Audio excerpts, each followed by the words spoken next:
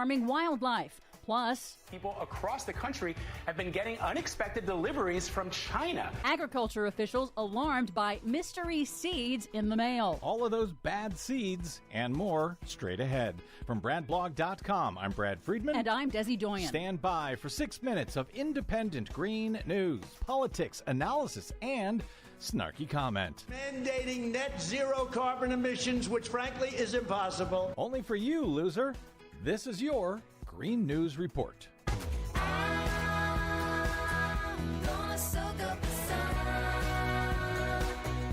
Okay, Desi Doyen, so Donald Trump went down to Texas without Louis Gohmert for some reason and wanted to talk oil. Oh, yes, he did. He visited Texas on Wednesday, but not to comfort a state just hit by a hurricane. Trump toured an oil rig owned by campaign donors and turned the taxpayer-funded official White House event into a campaign rally. Shocking. Promoting deregulation of the fossil fuel industry and announcing new permits for pipelines and oil infrastructure on the southern U.S. border.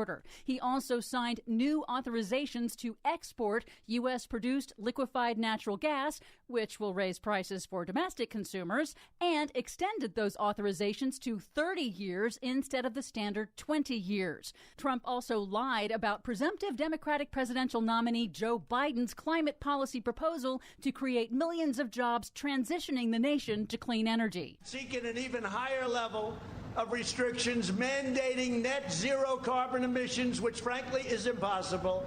For all new homes, offices, and buildings by 2030, not possible to do. No, we won't achieve net zero emissions from electricity by 2030, either AM or PM. But aiming for 2035 is not only technically doable, according to energy experts, but major U.S. corporations and big states like California are already well on their way to achieving it. And a new study puts some numbers behind that target, calculating that Biden's nationwide target of 100% clean electricity by 2035 would create millions of high-paying jobs in repairing and upgrading the nation's rickety, decrepit electric grid. According to the new jobs analysis from nonprofit advocacy group Rewire America, quote, based on extensive analysis, an aggressive national commitment to electrify all aspects of our economy would create up to 25 million good-paying jobs over the next 15 years, and 5 million sustained jobs after that. You know, this is going to be really fun and really exciting after that guy is out of office. A different study calculates that 17 states in the central United States have enough wind energy capacity to power the entire nation's electricity needs, and can do so without endangering wildlife or encroaching on protected lands. The study from the Nature Conservancy is intended to help planners save time and money by targeting areas with the lowest potential for conflict. Wow, once he's gone, America could really be great again. Especially states like Texas, Kansas, and Iowa that had the top 3 wind energy capacity. Yep. Also, building wind farms instead of pipelines and upgrading the electricity grid means not only jobs, but clean air. Meanwhile, a heads up for Florida and the East Coast. On the heels of Hurricane Hannah bringing damage and flooding to Texas, there's already another tropical storm brewing in the Atlantic. The next named storm will be the earliest 9th named storm ever recorded in this historic Atlantic hurricane season. Here's how to pronounce it, courtesy of the National Weather Service. The next name in the Atlantic hurricane season will be Isaias. Yep. Isaias. Got it? No. Thanks to unusually warm ocean temperatures caused by man-made climate change, hurricanes are increasingly spinning up faster than usual, often with little advance warning, just like Hurricane Hannah last weekend and Hurricane Michael last year. No matter where you are, make sure your household is prepared for extreme weather before panic buying clears out store shelves. Isaias. Okay, let's hope it doesn't hit.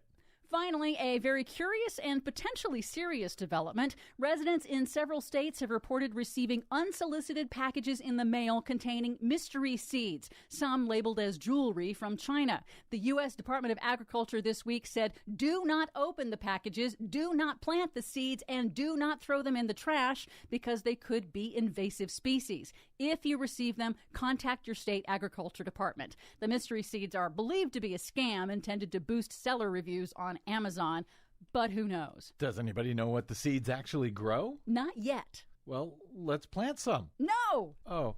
For much more on all of these stories and the ones we couldn't get to today, please check out our website at greennews.bradblog.com. Find, follow, and share us planet-wide on the Facebooks and the Twitters at Green News Report. I'm Brad Friedman. And I'm Desi Doyen. And this has been your Green News Report. Let it grow, let it grow. No! Please help Progressive Voices support the Green News Report by stopping by bradblog.com/donate. The Leslie Marshall Show, the only true democracy in talk radio. Of, for, and by you, the people. Live nationwide and streaming live at lesliemarshallshow.com. Call in with your thoughts at 888-6-LESLIE.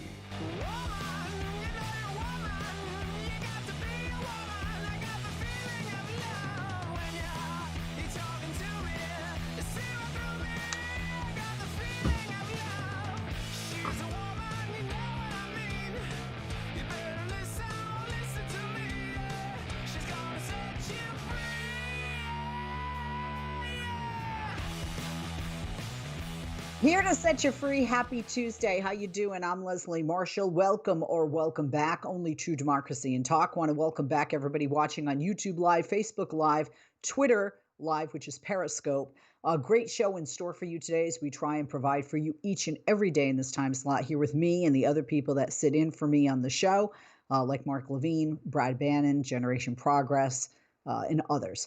But in this hour, we have a great guest that's going to be joining us a little bit later. But right now, we'd like to start it off by doing something we normally do at the top of the hour when I, Leslie Marshall, am hosting, and that is check what is ripped from those headlines. President Trump's executive action calling on states to provide 25% of an additional $400 in weekly unemployment benefits, which Americans lost 11 days ago, by the way, poses significant administrative burdens and costs. Now, that's according to not just Democrats, but bipartisan letter from the leaders of the National Governors Association. Now, why does this matter? Many states have had their budgets decimated by this coronavirus pandemic. They can't afford pitching in an extra $100 extra per unemployed resident. Look at how many people that is in the state when you look at the unemployment rolls. Several state unemployment officials told Axios that they don't even know how the program works and that any changes to state unemployment systems would take weeks to implement. What are they saying? Quote, "We appreciate the White House's proposals to provide additional solutions to address economic challenges. However, we are concerned about the significant administrative burdens and costs this latest action would place on the states." New York Governor Andrew Cuomo, a Democrat, and Arkansas Governor Asa Hutchinson, a Republican, had both agreed to this in a letter signed by them and other governors just yesterday. The NGA has requested $500 billion in unrestricted state aid, and NGA continues to urge Congress and the White House to reach a quick resolution to provide immediate assistance to unemployed Americans. And you remember when the president got on Obama for executive orders over and over. You can Google that. You can watch video, hear audio of it, or just read on not just blogs, but, news outlets that he constantly got on Obama for trying to govern via executive order. Well, what is he trying to do here? A true president, a true leader, in my opinion, does what Bill Clinton did. If Bill Clinton could work with Newt Gingrich, Donald Trump can work with Nancy Pelosi. And look, the bottom line here is when Trump was asked, how are you going to pay for it? What did he say? We have the money. Well, if the federal government, he feels as president, they have the money and he would know, then why should governors have to foot in the states 25% of that bill, especially during a pandemic? And some of those states before the pandemic were underwater and couldn't afford that 25%. It's even worse with COVID-19. Let's rip another. We've hit a tipping point in the pandemic. Half of Americans now know someone who's tested positive. Do I know somebody who's tested? I don't know somebody who's tested positive personally, but let me see. One of my husband's partners in one of the surgeons that is his partner, two of his medical assistants. I don't know them personally. I know them through my husband and his work. I knew Herman Cain. I sat next to him on the couch on Outnumbered on Fox News Channel. He actually invited me to lunch, not alone, with everybody there on the couch. He actually said, "Oh, I like you. You can come too." In other words, the liberals allowed to join.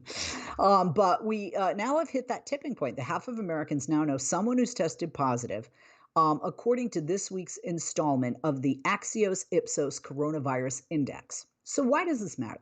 Well, in practical terms, the data shows it's everybody's problem now. When we say we're all in this together, we certainly are. We are at week 20 of this national survey, finding that some collateral health damage from being home more. 38% of Americans say they're gaining weight.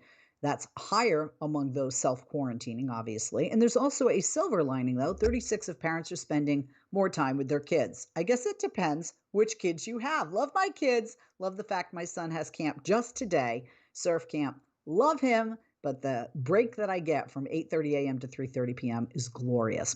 By the numbers, and even 50% of respondents now say they know someone who's tested positive for the coronavirus. That's up from 46% last week, 41% a month ago. Numbers have grown, so the predictors have blurred. 55% of Democrats, 49% of Republicans, and 44% of independents surveyed know someone who has tested positive. You're probably one of those people. That holds for, not that have tested, but know somebody. That holds for 51% of Midwesterners and Southerners, 49% for those in the Northeast, 47% of those in Western states. 1 in 4 Americans know someone in their own community who's tested positive. 1 in 5 knows someone who's died from the virus, and 1 in 5 Americans has been tested. The coronavirus is becoming reality for most people, and it will only increase. That's what Cliff Young, president of Ipsos U.S. Public Affairs, said. He said, quote, "You still might find large partisan differences in the perceptions of its lethality. It is a shared experience, but that doesn't mean everyone will deal with it in the same way." Oh, and by the way, Trump now says he would not have called for President Obama to resign if there had been 160,000 deaths when Obama was president. Take a listen. 160,000 people had died on President Obama's watch. Do you think you would have called for his resignation? No, I wouldn't have done that. I think it's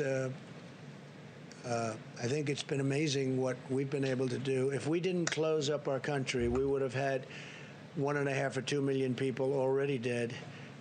We've called it right. Now we don't have to close it. We understand the disease. Nobody understood it because nobody's ever seen anything like this. The closest thing is in 1917, they say, right? The great pandemic certainly was a terrible thing where they lost anywhere from 50 to 100 million people. Probably ended the Second World War. All the soldiers were sick. Timeline's off there. But remember in 2014 that Trump claimed that President Obama should resign if a single physician with Ebola arrived in New York from Guinea. That doctor was one of only 11 people treated for Ebola in the United States from 2014 to 2016. He and 9 others, they all survived. And by contrast, U.S. COVID-19 deaths are now over 160,000. Let's rip another. Congress's failure so far to pass another round of coronavirus aid leaves state and local officials on their own to deal with the soaring cost of holding a presidential election amid this deadly pandemic. That could leave them scrambling to solve problems that surfaced during the primary season in time for the general election in November. The coronavirus outbreak has triggered unprecedented disruptions for election officials across the country. They're dealing with staffing shortages, budget constraints, and they're also trying to figure out how to process a flood of absentee ballot requests. More and more states now have moved to mail-in balloting. It's a safer way to vote, many states feel, and many voters feel. This is what California Secretary of State Alex Padilla said, quote, "It is appalling that Congress has not provided the needed resources for state and local election officials during the COVID-19 pandemic. Election officials' ability to fill the gap is nearly impossible given the already strained state and local government budgets." In its first round of virus relief back in March, Congress sent $400 million to state election officials to help cover unexpected costs related to the pandemic. But that's short of the $2 billion that the Brennan Center for Justice said it needs. Quote, Congress's failure to reach a coronavirus deal is imperiling November's elections. That's what Wendy Weiser, director of the Center's Democracy Program, said. She went on further, quote, without an infusion of federal funds, election officials simply won't be able to prepare adequately for the election, and we will see massive meltdowns across the country.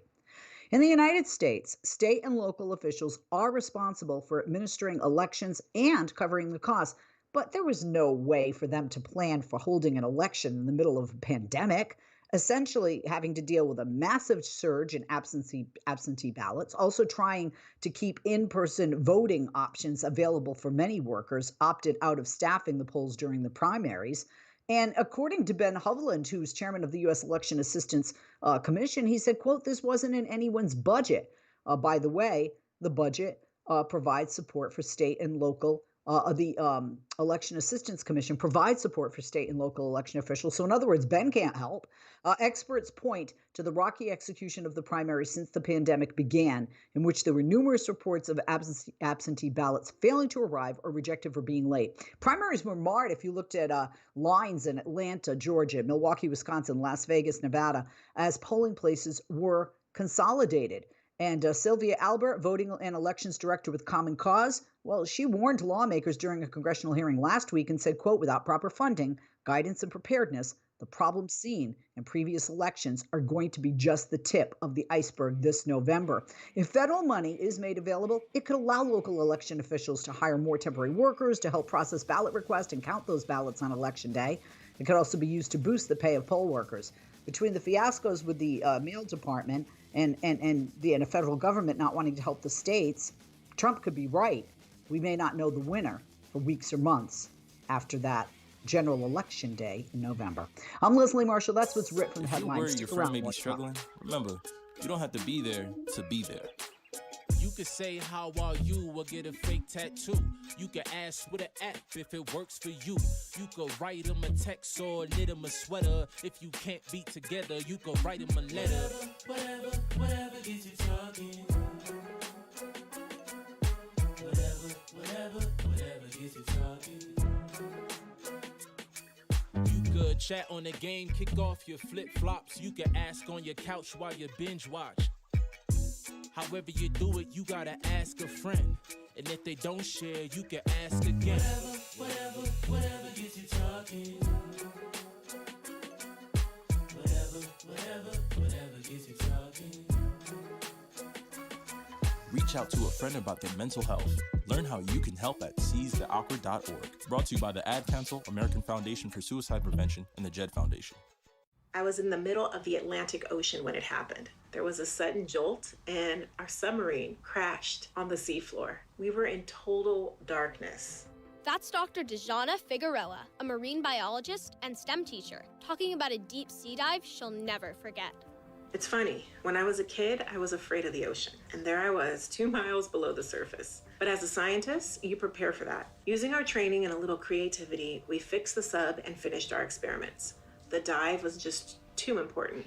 Every dive gives us glimpses at things few people ever get to see. Glowing creatures, fiery undersea volcanoes. When we got back to the surface, I kissed the ground and called my mom, of course. But you know what? I wouldn't trade that dive for anything. Dr. Figueroa uses her passion for STEM to discover new things and make the world a better place. She can STEM, so can you. Check out She Can STEM for more stories and inspiration. A message from the Ad Council. I'm Rick Smith, and this is Labor History in 2. On this day in labor history, the year was 1937. That was the day the International Longshoremen's and Warehousemen's Union was founded, after the victorious strike of 1934 that established the Union Hiring Hall. West Coast Union leaders embarked on an inland campaign to organize the thousands of warehouse workers who handled shipped goods. But West Coast dock workers overwhelmingly chose to join the CIO after it was expelled from the AFL earlier that year. They found that the ILA planned to abandon the warehouse workers they had worked so hard to organize. They also opposed dues assessments to fight the CIO and disagreed with the ILA's hostility to minimum wage laws, Social Security, and unemployment insurance. Radicals like Harry Bridges and others had established themselves not only as workers' leaders, but also led attacks on Jim Crow racism in the ranks and in the industry. The success of the 1934 strike was due in part to the welcoming of blacks into the ranks of the Union. In his book, Workers on the Waterfront, historian Bruce Nelson notes that, quote, the ILWU's well-known opposition to racial discrimination was an important factor in the Union's expansion into Hawaii, not only on the waterfront, but among sugar and pineapple plantation workers. The triumph of the ILWU in Hawaiian agriculture brought about a degree of fraternization across racial lines that few had thought possible. Since then, the Union has beat back numerous Taft-Hartley and McCarthy-era attacks. More recently, the ILWU has been in the forefront of broader social justice struggles, leading walkouts and work stoppages for various political causes. Today, it represents close to 60,000 workers, including those locals that initially refused to affiliate. Like what you hear? Check out more at laborhistoryin2.com. If you miss Leslie on TV this week, catch up at lesliemarshallshow.com.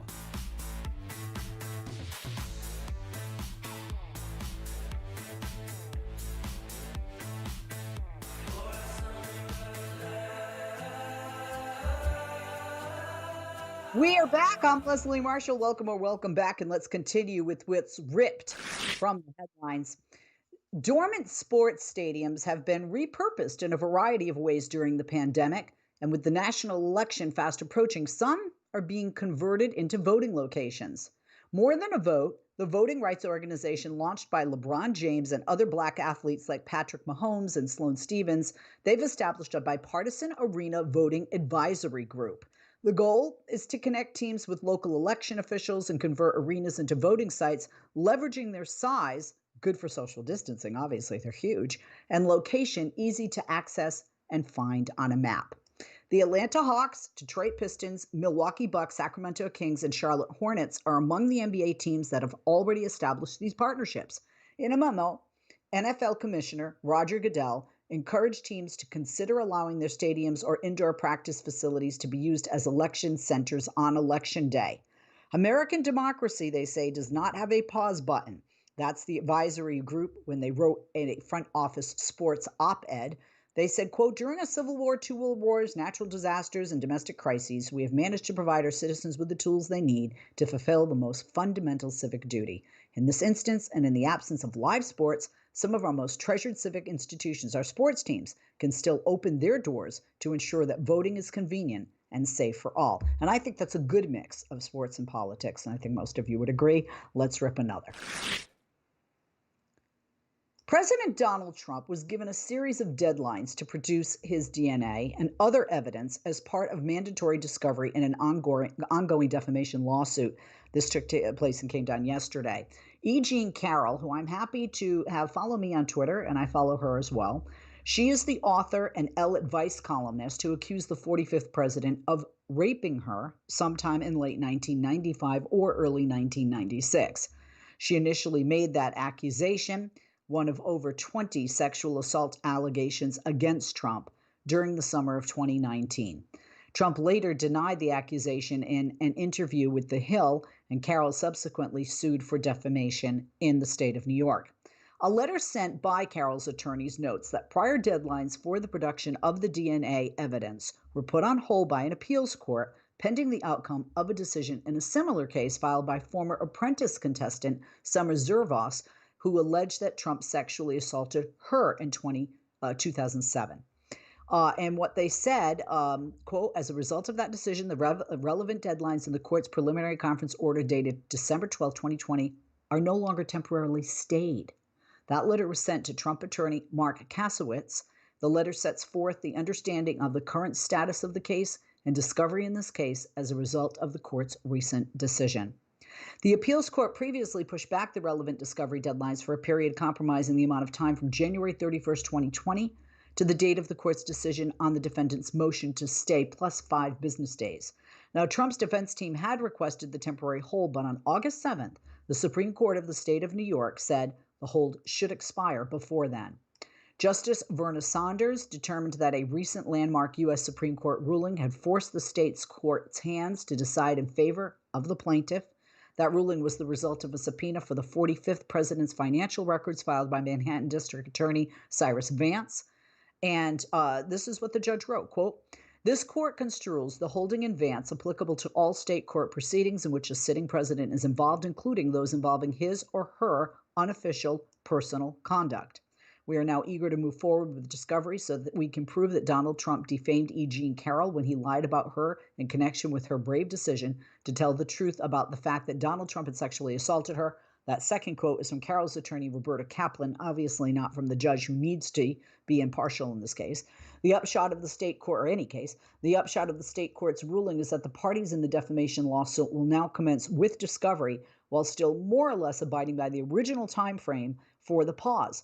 So since the stay was extinguished on August 7th, 2020, discovery production must now be back on track by August 14th, 2020, because that is when the 5 business days requirement expires. Trump could, however, appeal the state Supreme Court's August 7th ruling. I'm kind of guess he and his attorneys will. But the Trump deadline to respond to Carroll's second set of document requests, originally January 30th, 2020, is now August 14th, 2020. And the date set by Carroll's first notice to submit to physical examination, which originated March 2nd of this year, is now September 15th, 2020. That's what Jean Carroll's attorney Kaplan wrote on Monday yesterday. Quote, "We can be flexible with respect to the location and method for obtaining Trump's DNA sample in order to accommodate security needs or other issues. Please let us know if you would like to discuss." The letter also rubs Trump's nose in the decision by Vance. "Because the United States Supreme Court has made it clear that presidents are not exempt from giving testimony in civil cases, we fully expect the defendant will testify in a timely manner. President Clinton made time to testify under oath about allegations of sexual harassment, and so President Trump can surely make time to testify about allegations of sexual assault and defamation. His testimony about what he did and what he said will strike to the very heart of the case and offer evidence that cannot be obtained from any other sources. He is obviously required to provide it. We are hopeful that Trump now recognizes, as did Judge Saunders, that Trump v. Vance leaves no doubt that his claim to presidential immunity necessarily fails." The letter concludes, "If you intend to appeal Judge Saunders' decision to the First Department, however, please let us know when you would like to meet and confer about such an appeal." So we'll see what happens there. My bet is they're going to appeal and push this past November if they can. Let's rip another. For some of President Trump's loudest cheerleaders, it was a story too good to check out. Black Lives Matter protesters in Portland, Oregon, have burned a stack of Bibles and then topped off the fire with American flags. There was even a video to prove it. The story was a near perfect fit for a central Trump campaign talking point, and that talking point is that with liberals and Democrats comes godless disorder, right? Everybody assumes I'm an atheist because I'm a Democrat, right? Not true. I believe in God. That with liberals and Democrats comes godless disorder. And it went viral among Republicans within hours of appearing earlier this month online. The New York Post wrote about it, as did the Federalist, saying that the protesters had shown their true colors. Senator Ted Cruz, the Texas Republican, said of the protesters, quote, "This is who they are." Donald Trump Jr., the president's son, tweeted that Antifa had moved to the book-burning phase. The truth was far more mundane. A few protesters among the many thousands appear to have burned a single Bible and possibly a second for kindling to start a bigger fire. None of the other protesters seemed to notice or care. Yet in the rush to paint all the protesters as Bible-burning zealots, few of the politicians or commentators who weighed in on the incident took the time to look into the veracity of the story or to figure out that it had originated with a Kremlin-backed video news agency. And now, days later, the Portland Bible burnings appears to be one of the first viral Russian disinformation hits of the 2020 presidential campaign.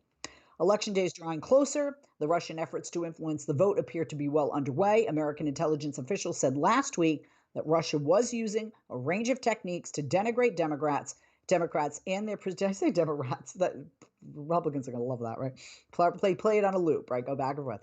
Russia was using a range of techniques to denigrate Democrats and their presumptive presidential nominee, Joseph R. Biden Jr. And late last month, intelligence officials briefed Congress on Russian efforts, both covert and overt, to stoke anger over the nationwide racial justice protests. That's what's written from the headlines. I'm Leslie Marshall. We're going to be talking with our guest coming up in just a moment. Who is that? Stick around and you'll find out right here. Don't go.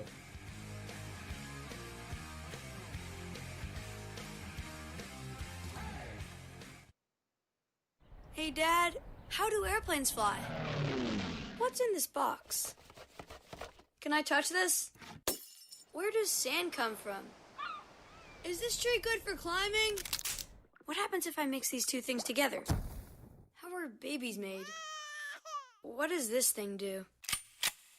Kids are curious about everything, including guns. Talking to them about gun safety in your home is a good first step, but you can do more. Always keep your guns locked, unloaded, and stored separately from ammunition. Storing your guns securely is the best way to prevent family fire, including unintentional shootings. For more information on safe gun storage and ways to keep your family safe, visit endfamilyfire.org. That's endfamilyfire.org.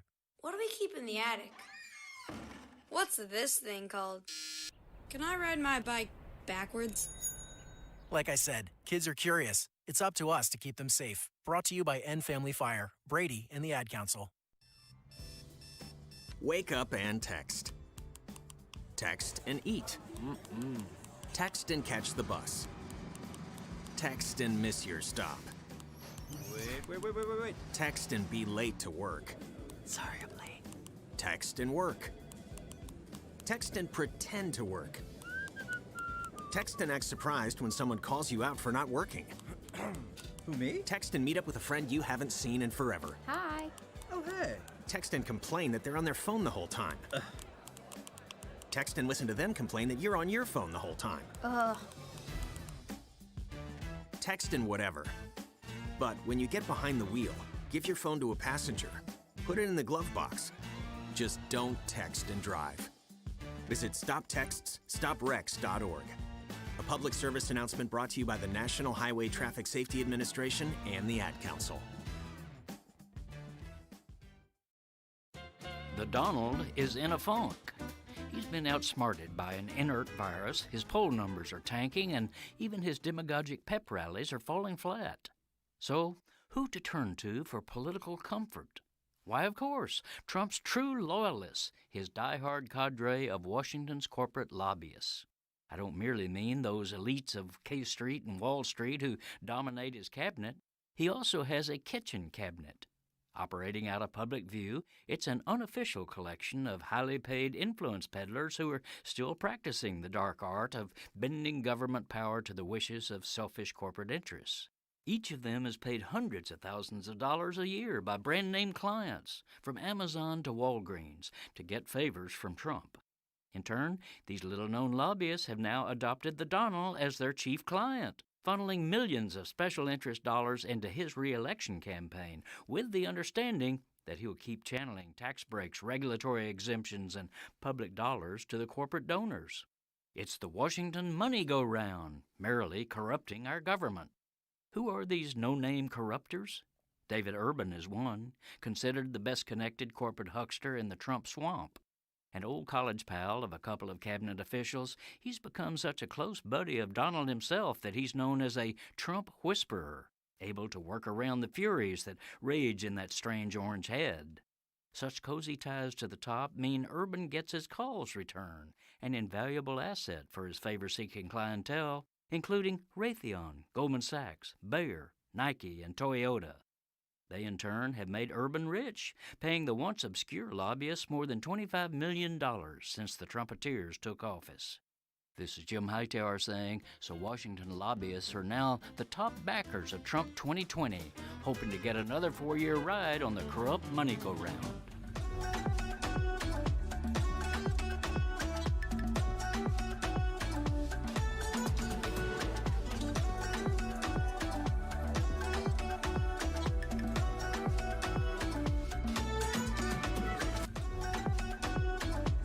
Hey there, I'm Leslie Marshall. Welcome back. Happy Tuesday. And speaking of welcoming back, somebody who's sat in, who's also been a not just a guest host, but a guest on the show, somebody that I really like and who, like me, is a liberal among a lot of conservatives. And that's former senior advisor to Joe Biden, Mo Vela. He served in President Obama's administration as the Director of Administration and Senior Advisor in the office of Vice President Joe Biden. The stint was the second White House appointment for him. He served as Chief Financial Officer and Senior Advisor on Hispanic Affairs for Vice President Al Gore. And he holds the distinction of being the first Hispanic American and gay American to serve twice in a senior executive role in the White House. Find him on Twitter at Movella, at Moevela. Mo, good to have you with us. Welcome back. Thank you. Leslie, you know what a fan I am of yours. I'm like the president of your fan club. Oh, It's really? so good. I'm gonna someday. I'm gonna like have to call a favor in that. Well, listen, when I sat in for you, I told Mark I got emotional actually, Leslie, because it was like a dream of mine, and you allowed me to have my dream come true, and it was an amazing hour. I got to sit in for. I didn't even have to write you a check or anything. Amazing. Was the greatest gift you could have ever given me. So, Well, honestly, your really compliments, grateful to your compliments right now, you're going to make me weepy, and just thank you, thank you. Oh, thank you. Okay, first of all, can I just ask you before we get into all the stuff we planned to talk about, how excited and happy were you, if you were, that Joe Biden got the Democratic nomination? Because you worked alongside this man, you know him very well, and a lot of people, including Lindsey Graham, talk about what a great person he is. Yeah, you know what I say about him, Leslie? I've been saying this. First of all, happy is like the greatest understatement, right? Back in the primaries, uh, I don't do probably the same level of media you do, but I was doing a lot of media. And I kept saying in the primaries, don't count out the kid from Scranton. So when he came through as victorious as the nominee, it was like this incredible feeling for me personally and as a Democrat, right? So it was like a multi-layer happiness, if you will. Look, I think what I've been saying all along is it is very hard not to like Joe Biden. Even for people who aren't voting for him, the people listening to you when you're on Fox or me on Newsmax, I get this all the time. Well, I'm not voting for him, maybe, but I like him. So, what you see is what you get, this effervescent, warm grace, this just kindness, this empathy, this man who just exudes love. And I'm the proudest thing I can say about Joe Biden, honestly, is he's the same when the camera's on, and he's exactly the same loving guy when the camera's off. And that's the greatest compliment I think we can pay anybody in public service. Also because you know him, what do you say to people who question his cognitive ability and have talked about potential dementia because of his age or because of gaffes? Where I sit, and I didn't work with him, there were two things that I noticed when I moderated the forum for the Teamsters in Iowa this past winter. And, he was this far from me. Mhm. One of the things I noticed is because he's a stutterer, when he Right. started to stutter, he would take a deep breath, he would stop what he was saying. And I think sometimes he'd forget what he was saying because he was so focused on controlling the stuttering. I think Absolutely. that's something he's, done perhaps his whole life. The other thing is I've seen him make gaffes his whole life. Well, I just said this live yesterday. I was like, wait, you're shocked about his gaffes? He's been making gaffes for 40 something years. So I mean, yeah, I think you're Again, just right? feeding drama at this point, right? They just need something to pick on because they're losing and their campaign is flailing and they're desperate. But look, to the first question, I said this on the BBC this week.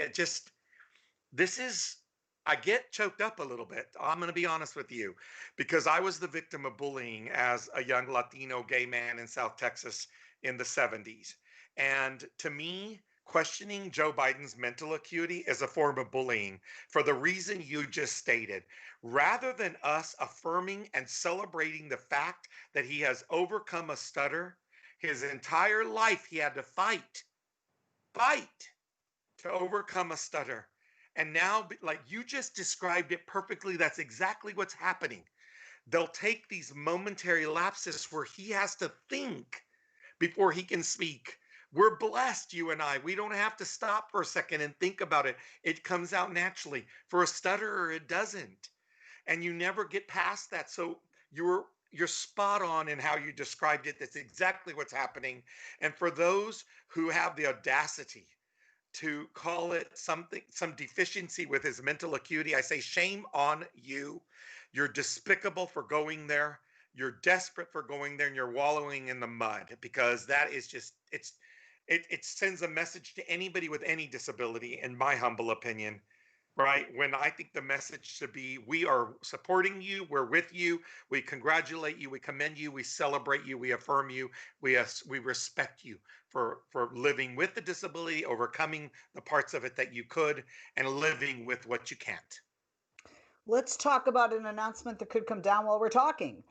And that is Joe Biden's VP pick. First, are you concerned, as somebody who worked with him as an advisor, somebody who's a strong Democrat, with the time that it's taken? Do you think that the length of time has kind of hurt the process and, in a sense, caused some infighting with Democrats over some of the people on that short list? I'm really not, Leslie. I actually haven't. I haven't even felt like it's been delayed or it's taking too long. I actually think it's been a positive thing, because it builds up the interest and the excitement and the anticipation. So I actually think it's been fantastic. And now look how excited we are. Like, it could come now as we're speaking. It could be tomorrow morning. Of course, I hope they wait till the morning, because you want the whole news cycle. But Yeah. that's thinking like a media guy. But I actually have a different perspective of it. I think it's been fantastic. They've been meticulous about it. They've been highly secretive. I'm very proud. It's not like we as Democrats to keep a secret this well. You know, people are texting me all day. Do you know? Have you? And I'm like, I have no idea. Right. And I'm so proud that I don't know, because that means they are really keeping it under wraps. And this is exciting. It's Mhm. exciting. And Well, listen, you know what? let's be One of the honest. things Joe Biden has done is he's a politician who's kept his word, because we know that it's going to be a woman unless he pulls That's completely right. some rabbit out of the hat. So let's now talk about the elephant in the room, Yeah. which is people are saying, got to be a minority, even more so, got to be an African American, got to be a black woman. And some people say that because it's going to be a woman, it's sexist. No, he's fulfilling a promise. That's right. And quite frankly, with women being half or more of the nation's population, That's right. and making huge differences in elections, for the past few election cycles, I think it's smart. And as a woman, but is it racist? Is it wrong to look at the diversity of the nation and the party, and to follow suit, and even more so specifically an African American, in light of the racial injustice, the Black Lives Matter movement, the protest, and the cry for reform? I think it's a really fair question. I'm sure you get it a lot in your media interviews. I've been getting it a lot as well. Here's how I feel about it, Leslie. Is this? Um, I'll tell you why I don't think it's racist, because the vice president has never said he was going to pick a woman of color. He simply said he was going to pick a woman. And had he, I think, gone into such specificity, then I think you can say, wow, that's probably not the fairest approach. But he's never said that. And he's been very good about saying it's going to be a woman. So, no, I don't think it's racist in any way, shape, or form. I personally think the greatest thing you and I can be the most proud of in this interview as Democrats is that we have a bench the size of Texas of women to pick from, that Yeah. are prepared and Yes. equipped and talented and brilliant. And to your point, damn it, why shouldn't a woman be at the table of every decision facing this nation's future? She should be at that table, every meeting, every discussion. No, absolutely. I concur 100%, 150%. What do you think would happen though if he picked like Elizabeth Warren or the governor of Michigan, who are two white chicks, and he's a white guy, and I can see, minorities going, "You are a Latino male," going, "Here we go again." I mean, how seriously, how bad do you think that would be for him as a pick, or do you not think it would be bad? I think it would be bad. I think it will be a tremendous amount of backlash. Being perfectly pragmatic and honest, I think there will be a huge backlash. And let's be honest here, without African American voters in this election cycle, Joe Biden wouldn't be the nominee. It is that simple. I Yep. mean, Yeah, got to go back to South Carolina. And Very true. Absolutely. Without question. We're going to take a break. We're going to come right back to you. Don't go away. I'm Leslie Marshall. Quick break, and we'll be back with former senior advisor to Joe Biden, Mo Vela. Please follow him on Twitter at Movella, Moevela. We'll be talking more about Joe Biden as his campaign prepares for the big announcement as to who will stand beside Joe Biden on that Democratic ticket for the general election this November. Don't go away. We'll be right back. America, your children have an amazing superpower. They can help save lives by not having play dates. That's right. By replacing get-togethers with virtual play dates and video chats, they can help slow the evil spread of germs. And if your superheroes do go outside, make sure they continue their superhero wing by staying 6 feet away from others to protect everyone in America land. Find out more at coronavirus.gov. A message from the CDC and the Ad Council. America, your children have an amazing superpower. That's right. They can help save lives by simply washing their hands. Just 20 seconds of thorough hand washing after they've coughed or sneezed or been outside can help fight against the dastardly spread of germs. Armed with only soap and water and hands, your superhero can protect you, your family, and everyone out there in America land. Amazing! Find out more at coronavirus.gov. A message from the CDC and the Ad Council. He was the heart of your family, and he taught you our history. He helped you fix your first flat. He was the best backyard DJ around, and every time he'd tell a story, he'd own the room. But now more than ever, he may feel alone. Today, older adults and their loved ones are struggling to connect, in a time when connection has never been more important. But there is something we can do. Embrace our older loved ones through StoryCorps Connect. With StoryCorps Connect, you can honor seniors remotely with an interview about their life. Every interview will be archived at the Library of Congress, becoming part of American history, so that years from now, future generations can listen in.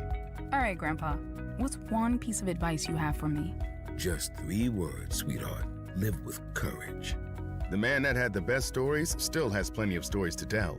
So connect virtually and share the conversation of a lifetime at storycorpsconnect.org/AARP. Connect, honor, share. StoryCorps Connect. A message from AARP, StoryCorps, and the Ad Council. I'm Brenda Gazar, the host of Code WAC, your podcast on the state of America's broken healthcare system and how Medicare for All could help. Here's what we're talking about this time. Today, we'll talk about the obstacles in achieving Medicare for All on a national and state level. Michael Leidy has organized, advocated, and developed policy for single-payer Medicare for All nationally and in California for nearly 29 years. He's a founding fellow of the Sanders Institute. Most recently, he was the Healthcare Constituency Director for Bernie 2020. Welcome to Code WAC, Michael. Thank you, Brenda. It's great to be here. In our last pod, you talked about a reluctance on the part of national politicians to work toward Medicare for All. Why do you think that is? I think it's a misunderstanding of the politics. I think there's an ideological commitment to a private insurance system. And I think there's a donor network, both at the political level and at the philanthropic level through foundations that are simply bought into an institutional politics that says the private sector is better. We can't win it, right? We can't overcome the power of the healthcare industry. So we're just going to come up with, much more complex solutions as a workaround. And it's reinforced by Democrats who support it but don't fight for it. It's reinforced by think tanks that are on the liberal side that don't promote it. And so you basically got, what I say is, if everyone who said they supported Medicare for All actually worked to enact it, we would win it tomorrow. So we have a political problem, a problem of political will. Got it. Thanks so much, Michael. Get the full Code WAC story on progressivevoices.com and on the PV app. You can also listen to our episodes at www.heal-ca.org. This podcast is powered by Heal California, uplifting the voices of those fighting for healthcare reform around the country. I'm Brenda Gazar. Follow Leslie on Twitter. Just go to www.twitter.com/Leslie Marshall, and we'll be sure to share your tweets.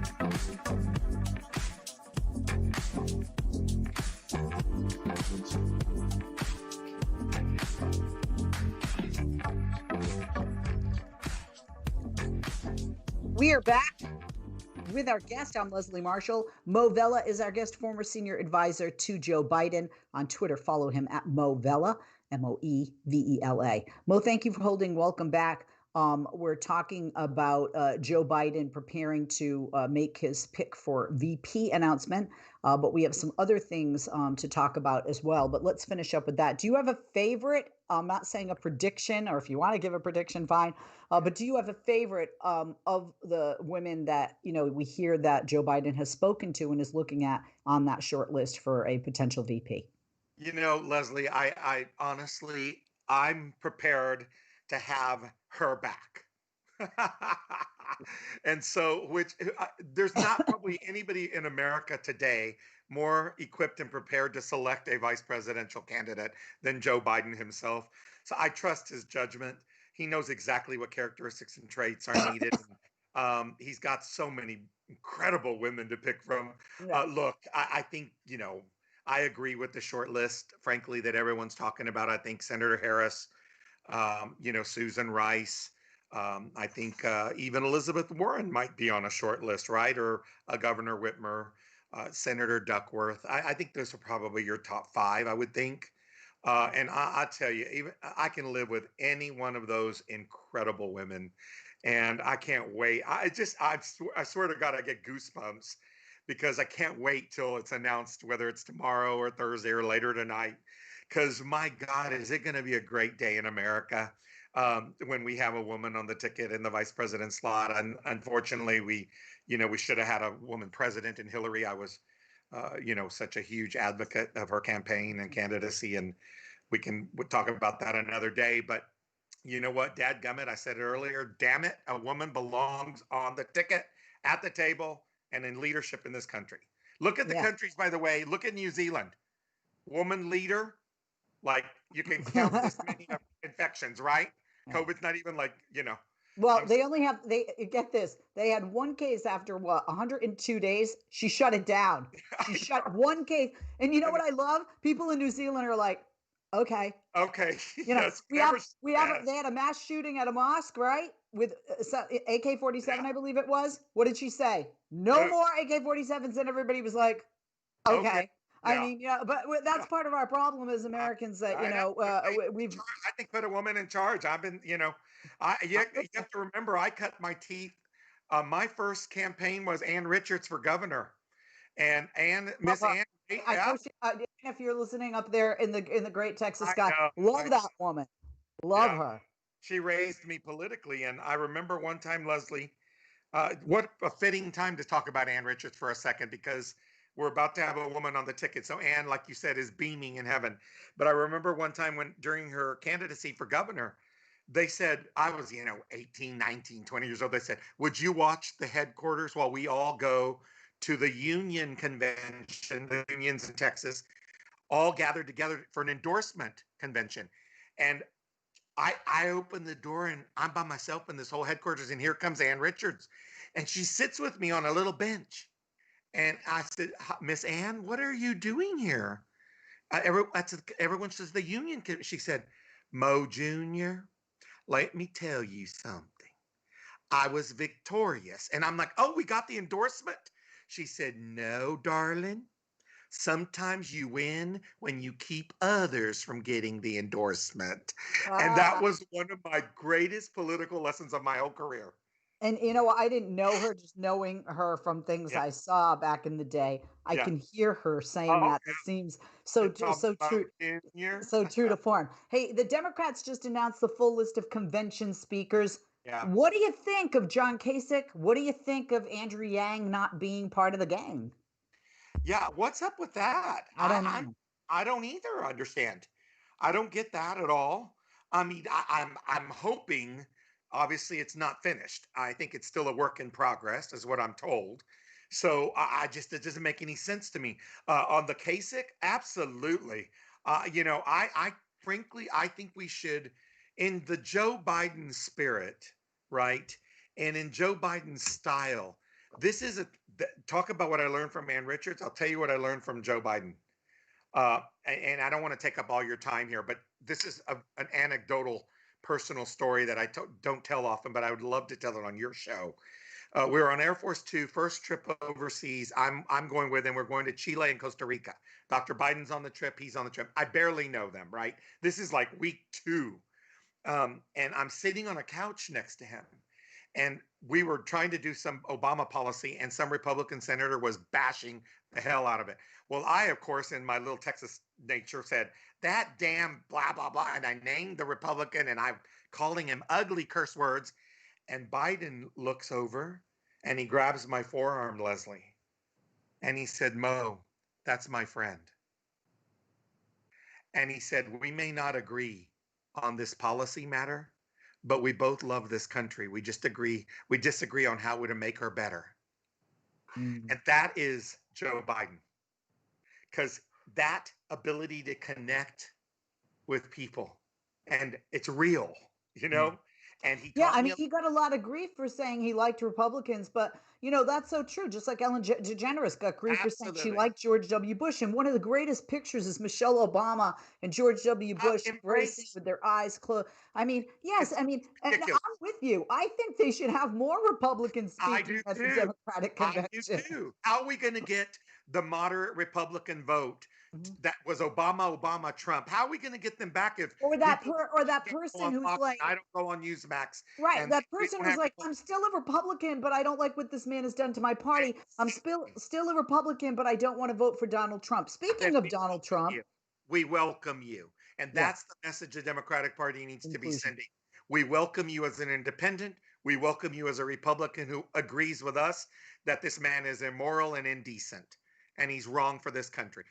Please come to our tent. You're welcome. Even if you leave it after this, we're still going to love you while you're in the tent with us. I think Joe Biden, too, Dr. Biden speaking is great because, people that her and people who have seen her speak, she's intelligent. There's a warmth there. And I think it also can give you an alternative of the package that Democrats are putting forth. I think that's absolutely right. And I'll tell you, she is... I'm so glad you brought her up. Nobody gives me the chance to say something about her. I have to tell you, of all the people I've met in my life in politics, she ranks up in the top 3 of the most amazing souls, human being. Really?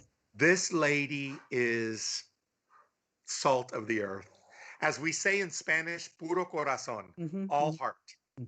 I can't say enough good things about Who are the other 2? Ann Richards is one of them, by the way. Has always been for me.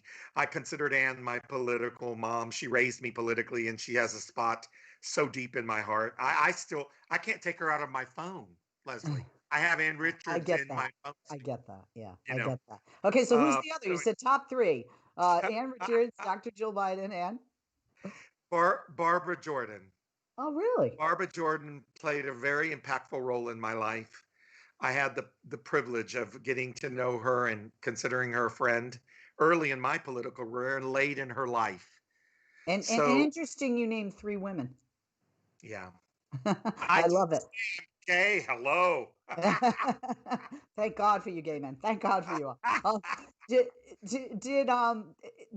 only have a couple of minutes. So there's a new poll out. It shows a majority of Americans don't trust Trump on the coronavirus. Is this election, in your opinion, going to be a referendum on COVID-19? And should it be?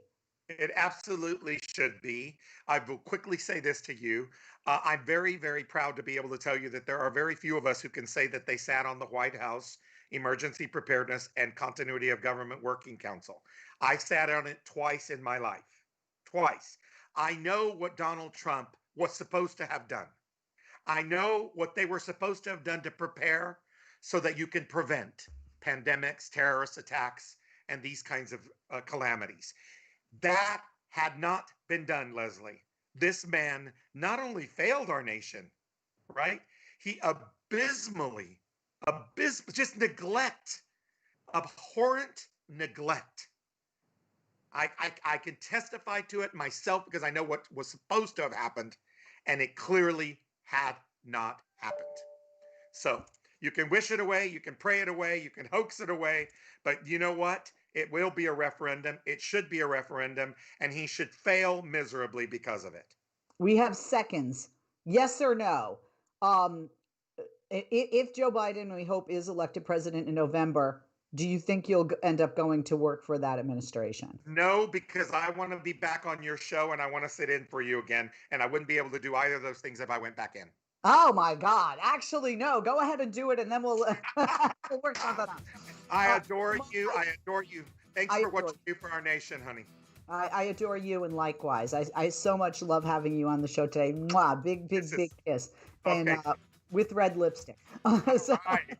No lipstick, but that's okay. And to your producer, Mark, we say thank you for what he does for America by putting your show on. Yes, Mark Grimaldi works his butt. Without Mark, there would be no Leslie, trust me. There you go. Movella, everyone. Please follow him on Twitter, @Movella, Moevela, and also watch him on Newsmax. He is a sane voice in the conservative cray-cray there. I'm Leslie Marshall. Thank you for tuning in. Have a wonderful, wonderful rest of your day and evening.